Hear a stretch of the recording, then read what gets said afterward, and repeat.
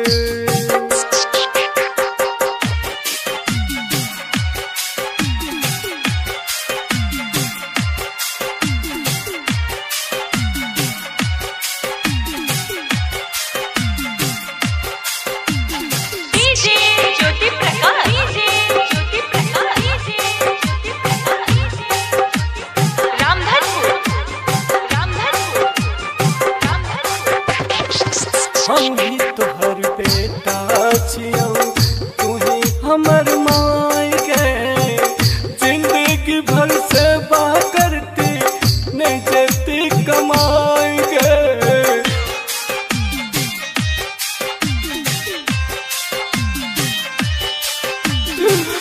हम ही तोहर बेटा छियौ, तू ही हमर माय के, जिंदगी भर सेवा करती नहीं जते कमाई के। किया तू जन्म दका हमरा छोड़ देले अनाथ बनाए के। सुन माई के हमरा छोड़ का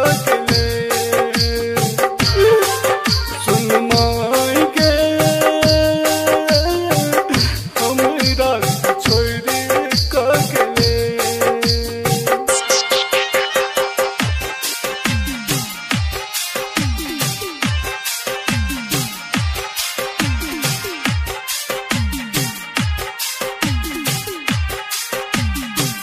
तू ही हमर प्राण रहे, तू ही हमर जान के, तोहरे देखैला रहे अटकल परान के।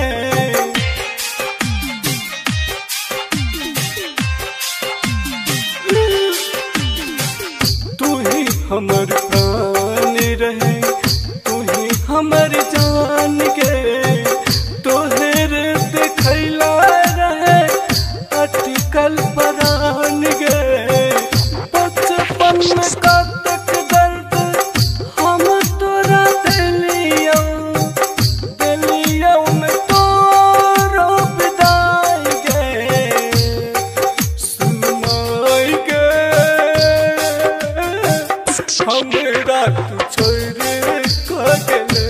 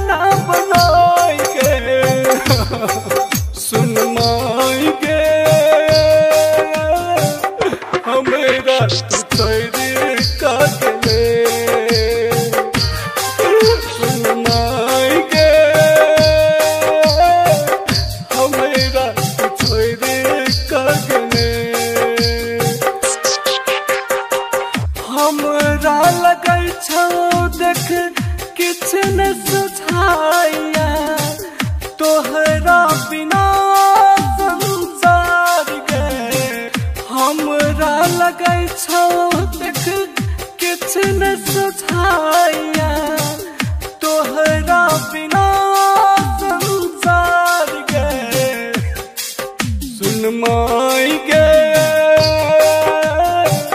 हमरा तू छोड़ का गेले